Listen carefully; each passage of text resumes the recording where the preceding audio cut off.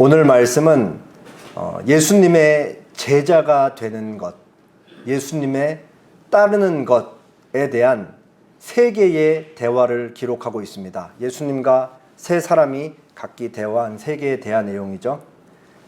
우리는 지난주에 예수님께서 이제 뜻을 정하시고 갈릴리에 있다가 예루살렘 쪽으로 가기로 이제 결정을 하시고 내려가시는 것을 보았습니다. 예수님께서 사용하신 경로가 조금 특이하다고 제가 말씀을 드렸죠. 당시 유대인들이 잘 사용하지 않는 사마리아를 통과해서 지나는 길로 제자들을 데리고 가셨다고 제가 말씀을 드렸습니다. 예수님께서 그쪽에 당도하셔서 이제 제자 몇 명을 먼저 보내시죠. 숙소를 마련하기 위해. 근데 제자들이 사마리아 한 마을 사람들로부터 배척을 당합니다. 그 사마리아 사람들이 예수님 일행을 배척한 이유가 뭔가 하니 예수님께서 예루살렘을 향하여 가고 계셨기 때문이라고 그렇게 말하고 있습니다. 이때 당시 사마리아인들과 유대인들 사이에는 심한 반목이 있었고 서로는 증오의 대상이었기 때문이었죠. 그렇게 예수님과 예수님의 일행이 배척을 당하자 그것을 본 야고보와 요한 형제가 예수님께 제안을 하나 하죠. 하늘에서 불을 명하여 여기를 심판을 해버릴까요? 라고 그렇게 묻습니다. 그러자 예수님께서 호되게 꾸짖으시고 조용히 제자들을 데리고 다른 마을로 가셨다라는 말씀 우리가 보았습니다. 여기서 제자들의 폭력성이 여실히 드러났죠. 그게 통념에 의한 것이든 역사에 의한 것이든 제자들은 하나님 나라와 거리가 먼 지극히 잘못된 세상적인 생각으로 그 문제를 해결하고자 예수님께 요청한 것을 통해 제자들의 문제점이 드러났고 예수님께서는 그것이 잘못된 것을 드러내셨습니다. 그리고 이제 오늘 본문이 이어져요. 9장부터 이제 예수님의 사역 대상이 유대 백성 전반이었다면 이제 제자들로부터 이제 조금씩 좁혀지고 예수님 가르침의 대상이 이제 제자들로 이제 확 좁혀진다는 사실을 염두에 두고 지난주 문맥에 이어서 오늘 본문도 제자들에게 이것이 굉장히 중요한 교훈이었다라는 것을 보시면 되겠습니다. 세 번의 대화가 기록되어 있기 때문에 색깔별로 나뉘었어요. 57절, 58절 대화 1, 59절, 60절 대화 2, 61절, 60절 대화 3. 그래서 57절에는 첫 번째 사람이 나는 당신을 따르겠습니다 하자 예수님께서 그거에 대한 반응을 하시죠. 59절에서 예수님께서 너는 나를 따르라 하니까 두 번째 사람이 나로 먼저 가서 내 아버지를 장사하게 허락하옵소서 예수님께 말씀을 드리고 예수님이 60절에 반응을 하십니다. 61절에 세 번째 사람이 내가 주를 따르겠나이다마는 나로 먼저 가서 가족과 작별 인사를 하게 허락하십시오. 그러자 예수님께서 62절에서 반응을 하시죠. 한 가지 이제 본문을 구체적으로 살펴보기에 앞서 우리가 조금 염두에 두어야 될 사실 한 가지를 좀 말씀드리겠습니다. 사실 이 본문에 등장하는 이 세 사람에 대한 정보를 우리가 알 수 있는 게 많이 없어요. 이 사람들의 구체적인 정황이 어땠는지도 알 수가 없고 예수님의 말씀을 듣고 이후에 이 사람들이 예수님을 따랐는지 아니면 예수님을 떠났는지 그조차도 우리는 사실 알 수 없죠. 그렇기 때문에 본문에서 중요한 것은 너무 당연한 얘기지만 항상 그렇지만 예수님께서 하신 말씀 58절, 60절, 62절 예수님의 이 반응들이 아주 중요하다. 우리가 그것을 새겨듣고 묵상할 수 있는 말씀으로 삼아야 된다는 것을 말씀을 드리겠습니다. 오늘 말씀을 통해서 그리스도인은 왜 존재하는가? 그리스도인은 무엇을 위해 존재하는가? 그리스도인의 삶에 가장 중요한 것은 무엇인가에 대해서 함께 고민하는 시간, 생각하는 시간을 갖겠습니다. 본문을 구체적으로 살피기에 앞서 말씀 한 절 보고 말씀 한 곳 두 절이니까 보고 본문을 살피도록 하겠습니다. 무릇 내게 오는 자가 자기 부모와 처자와 형제와 자매와 더욱이 자기 목숨까지 미워하지 아니하면 능히 내 제자가 되지 못하고 누구든지 자기 십자가를 지고 나를 따르지 않는 자도 능히 내 제자가 되지 못하리라. 누가복음 14장 26절 7절 말씀입니다. 이제 우리가 나중에 볼 말씀인데 오늘 말씀도 사실 요 2절 말씀으로 잘 요약할 수가 있습니다. 이제 본문을 볼 텐데요. 3번에 걸쳐서 본문을 볼 텐데 제가 사람 1, 사람 2, 사람 3을 부분을 읽고 여러분이 예수님 부분을 읽어주시면 되겠습니다. 제가 57절, 여러분이 58절 읽겠습니다. 길 가실 때에 어떤 사람이 여짜오되 어디로 가든지 나는 따르리이다. 예수께서 이르시되 여우도 굴이 있고 공중에 새도 집이 있으되 인자는 머리를 둘 곳이 없도다 하시니. 먼저 본문이 기록하고 있죠. 어디에서 이 사람이 찾아와서 예수님께 물었느냐. 길 가실 때에 어떤 사람이 와서 물었다라고 얘기를 하고 있어요. 근데 여기 길 가실 때에만 놓고 보면은 예수님이 마치 지금 혼자 길을 가고 계신데 어떤 사람이 불쑥 찾아와서 묻는 것처럼 이해가 될 수 있잖아요. 그래서 원어를 조금 잘 살린 세번역 성경의 공동번역 성경을 조금 소개하면 세번역에는 이렇게 됐어요. 그들이 길을 가고 있는데 어떤 사람이 예수께 말하였다. 공동번역은 조금 더 의역을 했죠. 예수의 일행이 길을 가고 있을 때 어떤 사람이 예수께 말하였다. 그러니까 지금 예수님 혼자 길을 가고 계신 것이 아니고 예수님 옆에 누가 있다라는 얘기예요. 최소 12제자가 같이 함께 있었다. 그리고 같이 걸어가고 있었을 때 어떤 사람이 와서 예수님께 물어봤다라고 그렇게 우리가 정확한 당시의 정황을 조금 더 알 수가 있는 것이죠. 그러면서 한 사람이 예수님께 말을 해요. 어디로 가시든지 나는 당신을 따를 것입니다. 라고 그렇게 호기롭게 얘기를 하죠. 동일한 본문을 다루고 있는 병행본문에서는 병행본문인 마태복음에서는 이 예수님께 나는 당신을 따를 것입니다 라고 말한 이 사람의 직업을 서기관이라고 구체적으로 밝히고 있어요. 그리고 이 서기관이 예수님을 따른다라고 할 때 예수님의 호칭을 선생님이라고 불렀습니다. 여기서도 우리가 이제 중요한 정보를 얻을 수 있는 거죠. 이 사람이 지금 예수님을 따른다, 예수님을 쫓는다, 예수님을 제자가 된다고 할 때 적어도 머릿속에는 둘 중에 하나는 확실히 있었을 거예요. 하나는 뭐냐? 당시 서기관들은 많은 백성들에게 존경을 받으면서 호화로운 삶, 아주 그렇게 삐까뻔쩍한 삶은 아니더라도 안락한 삶을 살 수 있었던 직업군에 속했던 사람들이죠. 그렇기 때문에 이때 당시에 일반적으로 누군가 랍비의 문화생이 된다. 이 사람은 예수님을 훌륭한 랍비, 선생님으로 이해를 하고 선생님이라고 부른 거잖아요. 그러니까 이 사람 머릿속에 뭐가 있냐? 예수님 집에 가서 예수님이 딱 앞에 앉아 있고 모세오경을, 당시에 이제 랍비가 제자들에게 가르쳤던 것이 모세오경이었는데 모세오경을 펴놓고 예수님으로부터 모세오경에 대한 깊이 있는 해석을 배울 것이라고 기대를 하고 있었던 거예요. 이것이 한 가지. 또 다른 한 가지는 뭐냐?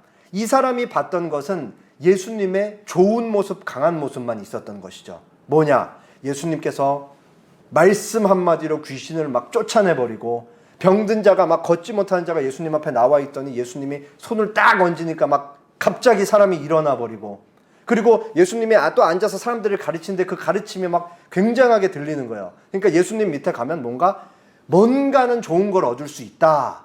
이게 두 번째 생각이었어요. 둘 중에 하나는 거의 확실한 것이죠. 그러니까 예수님이 이 사람이 호기롭게 나는 당신을 따를 것입니다 하는 이 말을 듣자 뭐라고 대답을 하시죠? 여우도 굴이 있고 공중에 새도 집이 있으되 인자는 머리 둘 곳이 없도다.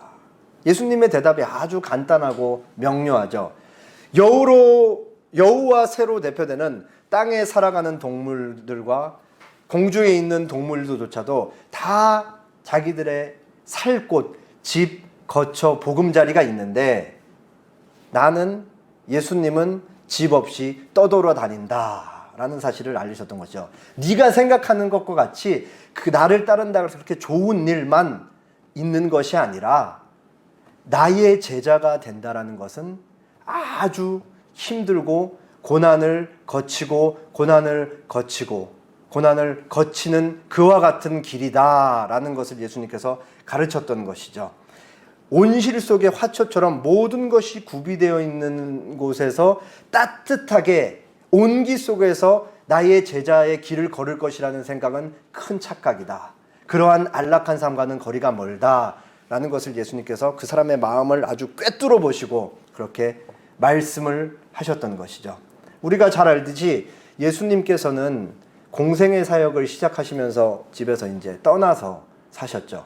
그래서 가버나움을 주로 전초 기지로 해서 이제 갈릴리 공생의 사역을 하셨었는데, 우리가 잘 알듯이 예수님은 자기 집도 없이 그냥 계속 떠돌면서 뭐 하루는 베드로 집에서 주무시고 뭐 이쪽에서 주무시고 저쪽에서 주무시고 다양한 곳에서 주무시면서 그렇게 집 없이 사셨던 것을 우리가 알 수 있죠. 늘 예수님께서는 자신이 발을 딛고 살아가시는 그 삶의 현장이 자신의 본향이 아니라는 것을 늘 인지하면서 사셨던 것이죠. 예수님의 발은 땅을 딛고 있지만 예수님의 모든 생각은 하늘에 계신 아버지 하나님에게만 집중되어 있었고, 내가 다시 돌아갈 본향은 저 위에 있는 하늘이라는 것을 늘 생각하면서 사셨던 것이에요. 그러니까 예수님께서는 이 땅에서 먼저 그 제자들에게 나와 같은 삶을 살라고 초청하시기 전에 예수님께서 먼저 나그네로서 사셨다라는 사실을 우리가 알 수 있죠. 이 첫 번째 대화를 읽고 우리 존 라일 목사님께서 벌써 한 200~300년 된 분이신데 이렇게 아주 간단한 적용점을 우리에게 가르치셨습니다. 자신을 신자라고 고백하는 사람들은 누구나 다 제 몫이 십자가를 지고 가야 하며 또 주님처럼 멸시와 조롱과 시련과 역경을 참고 견디지 않으면 안 된다는 말이다. 주님은 거짓된 사람들을 목록에 넣어주지 않으신다. 그러므로 우리가 만일에 주님을 따르기로 했다면 마땅히 싸워야만 될 전쟁과 달려야만 될 경주와 또 수행해야만 될 임무와 참고 견뎌야만 될 역경이 많이 있다는 사실을 각오하지 않으면 안 된다. 다 이해하셨겠지만 그래도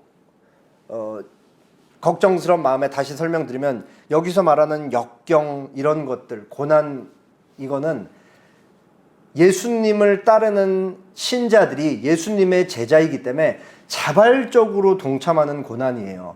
거저 당하는 막 힘든 상황이 아니고, 내가 예수님을 사랑하기 때문에, 내가 예수님을 쫓기 때문에 자발적으로 사회적으로 불이익을 당한다던가 누군가에게 면박을 당한다던가 손가락질을 당한다, 그런 것, 누군가를 사랑하기 위해 참는다던가 그런 상황을 얘기하는 것이죠.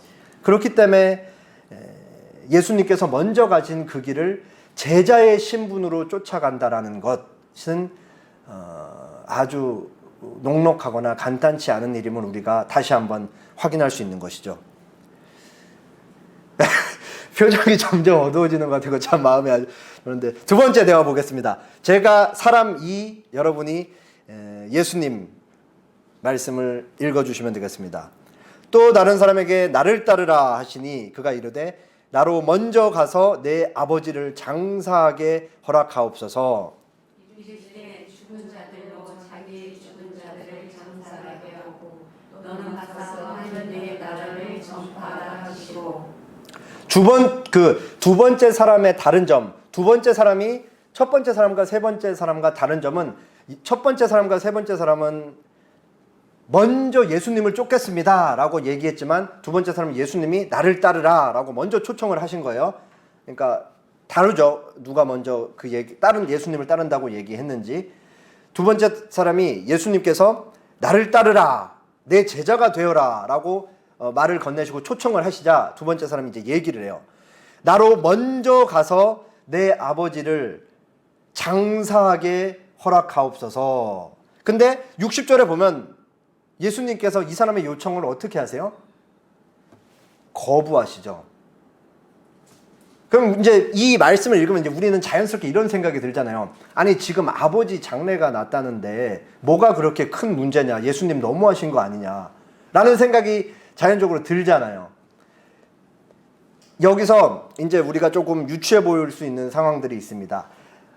이 두 번째, 예수님께서 나를 쫓으라고 먼저 말을 건넨 이 두 번째 사람의 아버지는 아직 죽지 않았던 것 같아요. 왜 그러냐? 만약에 아버지 지금 장례 기간이었으면 지금 예수님 옆에서 예수님 예수님을 따라다니고 예수님과 대화할 수 있는 상황 자체가 없었겠죠. 그 빈소를 지키고 아버지 장례 행렬에 참여하고 있었으니까. 그리고 제가 한번 설명드렸지만 유대 사회에서는 장례가 아주 중요하기 때문에 그 랍비가 제자들을 가르칠 때에도 장례식은 그때는 가르치는 걸 멈추고 장례에 보낼 정도로 중요하다고 제가 한번 말씀드렸던 것 같아요. 그러니까 이 사람이 만약에 진짜로 지금 아버지 장례 기간이었다면 예수님 옆에 있을 수 없다라는 것이죠. 아마도 이 사람의 아버지는 나이가 많아서 죽을 날이 멀지 않았거나 혹은 어떤 지병에 걸려서 이제 죽을 날이 멀지 않았던 사람인 것 같습니다. 그렇게 유추를 해볼 수가 있어요. 그러니까 이 사람이 하는 말은 아버지께서 이제 나이가 들어서 이제 자연사할 때까지 기다린다던가 병이 더 심각해서 이제 죽을 때까지 기다렸다가 예수님을 따른다라고 그렇게 얘기했던 것이죠. 이렇게 될 경우에 일단 아버지께로 한번 가면 언제 이제 돌아와서 예수님을 쫓을지는 우리는 알 수가 없는 거예요. 예수님은 그걸 뭐 다 이제 아셨겠죠. 게다가 예수님, 여기서 이제 중요한 건 이 시기인데 예수님이 공생에 3년밖에 못 사시잖아요. 이제 공생을 3년밖에 안 하셨으니까. 그리고 이미 이제 공생의 후반기로 접어들었기 때문에 이 사람이 예수님이 지금 따르라고 초청한데 떠나고 나면 예수님은 십자가에서 못 박혀 죽으시고 그 다음부터는 예수님을 실질적으로 만날 수 없을 상황이 벌어질 수도 있는 것이죠. 그러니까 예수님이 안 된다고 얘기를 하신 거예요. 또 여기서 이제 우리가 주목해야 될 게 있어요. 이 사람이 나를 따르라고 하시자, 예수님께서 따르라고 하시자, 나로 먼저 가서 내 아버지를 장사하게 할 것이다. 여기서 먼저라는 뜻이 먼저라는 의미도 있고 으뜸되는 이런 의미가 있어요. 그러니까 예수님이 나를 따라서 내 제자가 되라 하는데 이 사람이 뭐라고 얘기하냐면 당신의 제자가 되는 일보다 내 아버지를 장사하는 일이 나는 더 중요하다. 아버지에게 먼저 가는 일이 더 중요한 것이다 라고 얘기를 하신 거예요. 그러니까 거기서 예수님이 하신 말씀이 뭐냐면 죽은 자들로 자기의 죽은 자들을 장사하게 하고 너는 가서 하나님의 나라를 전파하라. 기능인이 되란 말씀이 아니고 나를 따라 제자가 되라고 그렇게 말씀을 하신 거예요. 그러면 이제 여기서 중요하죠. 죽은 자들이 두 번 등장하는데 앞에 등장하는 죽은 자들은 뭘 얘기를 하냐? 복음을 받아들이지 않아 영적으로 죽어있는 사람들을 얘기를 해요. 그러니까 하나님 나라와 상관없는 사람들로 하여금 그럼 뒤에 자기의 죽은 자들, 뒤에 죽은 자들은 물리적으로 사망한 사람들. 그러니까 하나님 나라와 상관없는 사람들에게 그 일은 죽음은 맡겨두고 너는 와서 나와 함께 가자. 나의 제자가 되어라. 왜 예수님께서 이 예수님의 제자가 되는 일이 더 중요하다라고 말씀하셨냐? 이것은 생명과 관계된 것이죠. 그러니까 너가 지금 아버지의 죽음을 기다리고 아버지의 장례를 치르는 일보다 더 긴급하고 우선순위에 두어야 될 일이 무엇이냐? 지금 나와 함께 가서 생명에 동참하는 그 일이다 라고 그렇게 예수님께서 말씀하고 계신 것이죠. 우리가 당연히 그렇게 적용하는 사람은 없겠지만 이 두 번째 대화를 우리가 문자 그대로 적용하면은 곤란한 것이죠. 예수님께서 뭐 가족을 소홀히 하거나 뭐 그런 일을 얘기하신 건 아닌 건 우리가 다 알죠. 예수님께서 여기서 말씀하시고자 하는 것은 예수님의 제자가 되는 것, 예수님을 받아들이고 예수님과 함께하는 일이 그 가족에게 지금 가는 일보다 더 우선순위에 있다. 삶의 가장 중심에 있고 가장 최고의 자리에 있어야만 한다라는 그것을 얘기한 것입니다. 아까도 말씀드렸듯이 이 사람이 예수님을 한번 떠나고 예수님이 죽으시면 이 사람에게는 더 이상 기회가 없기 때문인 것이죠. 그래서 예수님께서는 더 중요한 일이 무엇인지를 알리셨고 더 중요한 일인 나를 따르는 일로 그 사람을 부르셨던 것이죠. 자, 세 번째 대화를 보겠습니다. 또 다른 사람이 이르되 주여 내가 주를 따르겠나이다마는 나로 먼저 내 가족을 작별하게 허락하소서. 62절 시작. 예수께서 이르시되 손에 쟁기를 잡고 뒤를 돌아보는 자는 하나님의 나라에 영광을 아니하리라. 네, 세 번째 사람이 말하죠. 내가 주를 따르겠나이다마는. 근데 지금 자꾸 이제 조건을 달아요, 이 사람은. 그러면서 뭐라 그러냐? 나로 먼저 가서 내 가족을 작별하게 하소서. 두 번째 사람이랑 비슷하긴 하지만 사실 세 번째 사람은 그냥 가족이랑 인사하고 내가 이제 예수님이 당신을 따르겠다라고 얘기한 거죠. 여기서 이제 동일한 그 단어인 이제 먼저가 쓰인 거죠. 예수님을 지금 당장 따르는 일보다 가족한테 먼저 가서 인사하는 일이 더 중요하다라고 그렇게 이 사람은 얘기를 했어요. 근데 이제 예수님이 답변 62절을 보면 이제 이 사람의 문제가 뭔지 알 수 있죠. 말은 나 지금 가족한테 가서 인사하고 올게요. 그 후에 따를게요 라고 얘기하고 있지만 예수님이 이 사람의 마음을 간파한 거예요. 이 사람의 문제는 무엇이냐? 두 마음을 가지고 있었던 것이죠. 가면 안 돌아오는 거예요. 가족이랑 인사하고 여기 너무 좋으니까 안 돌아요. 그 두 마음을 갖고 있었던 걸 예수님께서 아셨죠. 그러니까 예수님께서 이런 답을 하시는 거예요. 손에 쟁기를 잡고 뒤를 돌아보는 자는 하나님 나라에 합당하지 않다. 아주 짤막한 비유를 드셨죠. 손에 쟁기를 잡고 뒤를 돌아보는 자. 밭을 가는 그림 언어를 우리에게 연상시켜 주는 것이죠. 이것은 한국. 소는 그래도 제가 소를 잘 모르기 때문에 사실 근데 제가 생각할 적에는 소는 좀 더 이렇게 덩치가 크고 이렇게 잘 걸어갈 것 같아요. 근데 이제 그 최근에 제가 그 중동 지역에서 이 쟁기질 하는 것을 봤는데 그 보통 나귀 한 마리로 많이 하더라고요. 근데 뭐 여기에는 이제 이건 이스라엘 사진인데 이제 조금 더 안정적으로 하기 위해서는 이제 두 마리라고 이렇게 하죠. 자, 예수님의 말씀으로 다시 돌아갑니다. 손에 쟁기를 잡고 뒤를 돌아보면 어떻게 될까요? 땅을 잘 갈아야 되는데 손에 쟁기를 잡고 뒤를 보면서 이렇게 가면은 땅이 어떻게 되죠? 삐뚤빼뚤해지잖아요. 그러니까 지금 이 밭에만 마음이 가 있는 그 사람, 한 가지 지금 밭에만 집중을 해야 되는 사람은 시선이 어디로 가 있어야 돼요? 밭에 가 있던 나귀나 소가 됐던 그 앞을 걸어가고 있는 그 가축들이 잘 가고 있던 그곳을 봐야 되는 거예요. 뒤를 돌아본다는 것은 몸은 지금 농사를 짓고 밭을 갈고 있지만 마음은 어디 있다는 거예요? 뒤에 어딘가에 있는 거예요. 누군가에 있을 수도 있는 것이고 그러한 사람은 하나님 나라에 합당하지 않다. 나로 먼저 가족을 작별하게 하십시오. 너 지금 두 마음 품었다. 네 마음은 하나님 나라와 그쪽에도 동시에 같이 마음이 있다. 가족에도. 하나님 나라는 그렇게 살 수 있는 나라가 아니다. 그러면서 오직 한 마음, 갈리지 않은 마음, 순수한 마음, 단일한 마음으로만 쫓아갈 수 있는 것이 하나님 나라의 삶을 살아가는 삶이고 나의 제자가 되는 것이다. 예수님께서 그렇게 얘기를 하시면서 가르치던 것이죠. 다시 말씀드리지만 제자들이 이걸 다 듣고 있는 거예요. 그리고 이제 나중에 이제 이것을 기억에 의존해서 성령 하나님의 도우심으로 회상을 할 때 예수님을 쫓는 길은 정말로 모든 것을 다 버릴 수 있을 정도로 삶의 우선순위에는 오직 하나님 한 분만 예수님만 모시고 사는 것이구나라는 것을 제자들이 나중에 아는 거죠. 실제로 제자들이 나중에 그렇게 살았잖아요.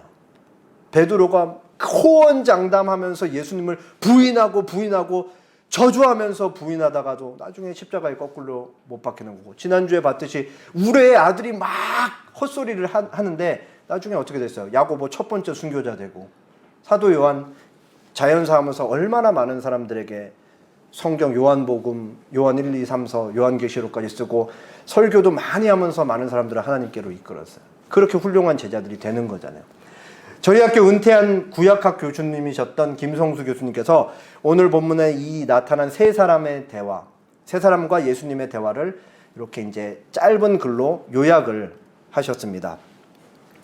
주를 따른다는 것이 무엇인지 모르는 무지, 모든 것을 포기하는 것이요, 자기와 세상 전부를 포기하는 것이요, 죽음과 생명의 선택이요, 모든 육적 관계를 무의미하게 만들어버리는 근본적인 새 출발이요, 일단 시작하였으면 돌이킬 수 없는 결정적 선택이요, 다시는 뒤돌아볼 수 없는 시급하고 급박한 일임을, 모든 것을 쏟아부어 집중해야 하는 일임을 모르는 무지를 책망하시는 말씀입니다. 세 사람의 잘못이 여기 다 담겨 있죠.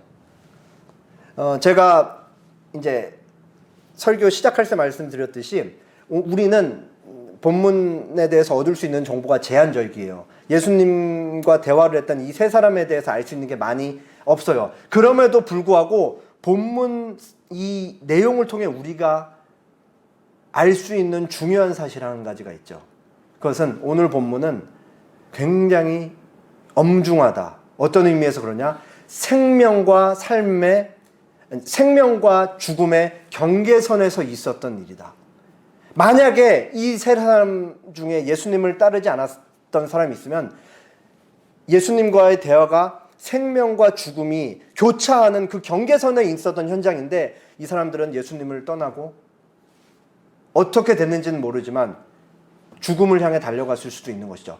복음을 받아들이고 예수님의 제자가 된다는 것은 두 가지 방향이 있을 수가 없어요. 예수님을 받아들이면 예수님과 함께 가는 생명의 길로 가는 것이고 예수님을 받아들이지 않으면 죽음의 길, 사망의 길로 가는 그 두 개의 길밖에 없는 거예요.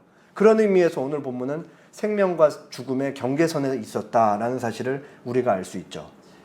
이미 그 복음을 듣는 현장에 있는 사람들에게 결단이 요구될 때는 중간지대란 더 이상 없는 거죠. 따르거나 따르지 않거나 둘 중에 하나인 것입니다. 그렇기 때문에 이제 오늘 본문에 기록된 예수님의 말씀은 처음부터 끝까지 예수님의 제자가 되는 길, 제자의 길은 쉽지 않은 길이고 오직 한 방향으로만 가는 길이라고 그렇게 얘기를 하고 있습니다. 그리고 그 길은 생명의 길인 건 뭐 우리가 너무나 잘 알고 있죠. 그리고 그 길은 어떤 타협이나 지체도 있을 수 없다라고 그렇게 가르치시는 것입니다. 오늘 본문 말씀을 한 문장으로 잘 요약하면 예수님의 제자가 된다는 것은 삶의 우선순위를 오직 예수님께만 두는 것이다. 요 한 문장으로 요약할 수 있을 것 같아요. 요거는 꼭 머리에 기억하시고요. 우리가 예수님의 제자가 된다라는 것은 다른 표현으로 하나님 나라를 살아간다라는 것으로도 표현이 될 수가 있죠. 하나님 나라를 살아간다라는 것은 하나님의 다스림을 받으면서 살아간다라는 것입니다. 하나님께서 하나님의 자녀, 하나님의 백성을 어떻게 다스리시냐? 일반적으로 말씀을 통해 다스리시죠. 여기서 이제 성령 하나님의 역할이 굉장히 중요한 거예요. 성령 하나님께서 우리와 내주하시고 동행하시면서 말씀을 생각나게 하시죠. 성령 하나님께서 하시는 가장 중요한 두 가지 일이 무엇이냐? 첫째는 성부 하나님이 어떠하신 것을 드러내시고 둘째는 예수님이 어떤 분이신지를 신자에게 끊임없이 생각나게 하고 기억나게 하시는 일이에요. 성부 하나님의 속성이 어떠한지, 하나님이 얼마나 자비하신 분이신지, 공의로우신 분이신지, 거룩하신 분이신지, 사랑이신 분이신지, 사랑이신지를 끊임없이 가르치시는 거죠. 성령 하나님께서 우리를. 더 나아가 또한 성령 하나님께서 예수님이 이 땅에 사시면서 우리에게 무엇을 가르치셨는지, 예수님의 삶의 모습은 어때야 하셨는지를 우리에게 계속 생각나게 하시는 것이 성령 하나님의 일인 거예요. 이것을 계속 우리에게 생각나게 하심으로써 하나님께서 우리를 통치하시고 다스리시는 것이죠. 여기서 이제 아주 중요한 거예요. 우리는 대한민국이라는 나라에서 살아가잖아요. 우리가 만나는 수많은 사람들이 있는데 거기에는 성경적으로만 성경에 나와 있는 대로 조금 어떤 의미에서는 단순무식하게 나누자면 신자와 불신자만 살아가는 거예요. 예수님을 믿는 자와 믿지 않는 자가 살아가는 것이죠. 여기서 믿지 않는 사람들이 갖고 있는 생각은 아주 세상 공중 권세를 장악하고 있는 마귀적인 생각이고 우리는 그들의 생각과 다른 거죠. 그들의 생각이 통념이 됐든 뭐가 됐든 간에 우리가 가진 생각은 그들과 다르다. 왜냐? 우리는 예수님이 어떻게 사셨는지, 예수님이 뭘 가르치셨는지, 성경에 뭐라고 기록되어 있는지를 늘 생각하면서 그대로 살기 위해 몸부림치는 자들이기 때문에 다를 수밖에 없다라는 것이죠. 결국 사람의 행동이라는 것이 생각이 가시화되는 것이기 때문에 우리의 생각 자체가 그들과 다르기 때문에 우리의 삶이 그들과 달라야 된다라는 결과는 너무 당연한 것이죠. 베드로전서 1장 13절에서 17절에 이런 말씀이 있습니다. 그러므로 너희 마음의 허리를 동이고 근신하여 예수 그리스도께서 나타나실 때에 너희에게 가져다 주실 은혜를 온전히 바랄지어다. 너희가 순종하는 자식처럼 전에 알지 못할 때에 따르던 너희 사욕을 본받지 말고 오직 너희를 부르신 거룩한 이처럼 너희도 모든 행실에 거룩한 자가 되라. 기록되었으되 내가 거룩하니 너희도 거룩할지어다 하셨느니라. 17절 같이 읽겠습니다. 시작. 눈으로 보시지 않고 각 사람의 행위대로 판단하시는 일을 너희가 아버지라 준즉 너희가 나그네로 있을 때를 두려움으로 지내라. 베드로가 권면을 합니다. 성도들에게 권면을 하는데 어떤 권면을 하냐? 복음에 합당한 생활, 복음을 받은 자로서 합당한 생활을 하라. 그렇게 권면을 하죠. 그러면서 어떤 구체적인 내용으로 권면을 하냐? 너희 마음의 허리를 동이고 단단히 각오를 하고 근신을 하라는 얘기입니다. 정신을 차리고 예수님께서 다시 오실 그날을 생각하며 깨어 있어서 각오를 하면서 살라고 얘기를 하죠. 그러면서 잘못된 욕망에 이끌려 살지 말라고 그렇게 얘기를 합니다. 너희 사욕을 본받지 말고, 그러면서 베드로가 이어서 얘기하는 말씀이 오직 너희를 부르신 거룩한 이처럼 너희도 모든 행실에 거룩한 자가 되라. 그러면서 구약 성경 인용하죠. 내가 거룩하니 너희도 거룩할지어다. 하나님께서 하나님의 자녀들, 하나님의 백성들에게 하나님께서 거룩하신 것 같이 너희도 거룩해야 된다라고 그렇게 말씀을 하십니다. 성경에서 거룩하다라고 할 때 크게 두 가지 의미예요.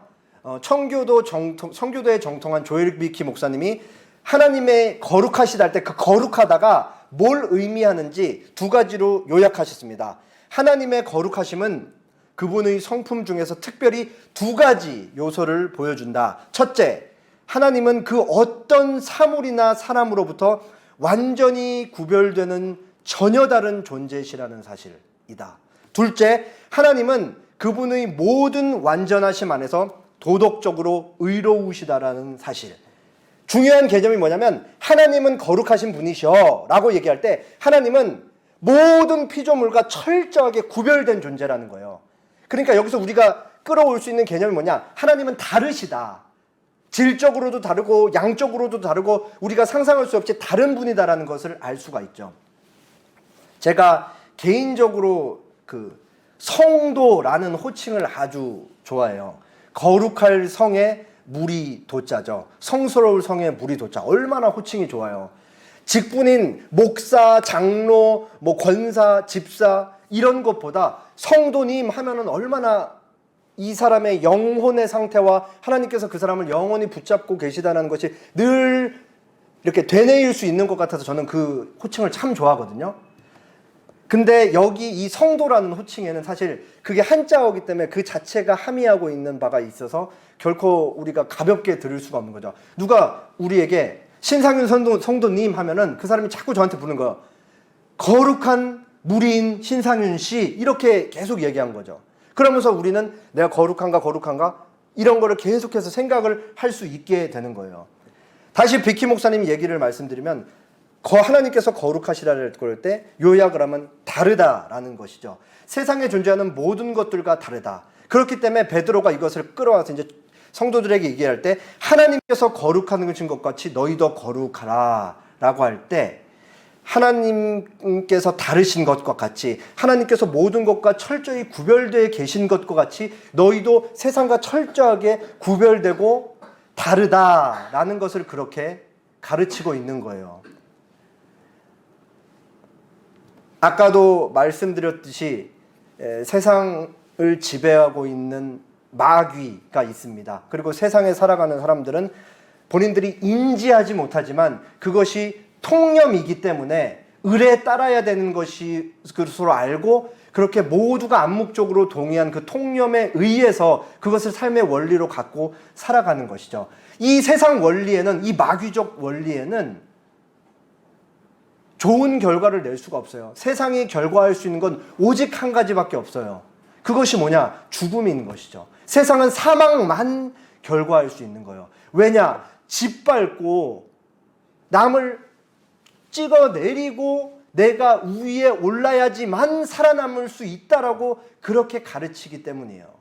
내가 살기 위해서는 누군가는 죽어야 된다라는 것이죠. 이게 얼마나 무서운 거예요. 우리는 모두 공포심을 갖고 있잖아요. 누군가 나를 해할 것이라는 공포심. 내가 누군가로부터 뒤떨어질 거라는 공포심, 내가 이 같은 공동체 내에서 낙오자가 될 거라는 두려움이 늘 우리를 엄습해 온다고요.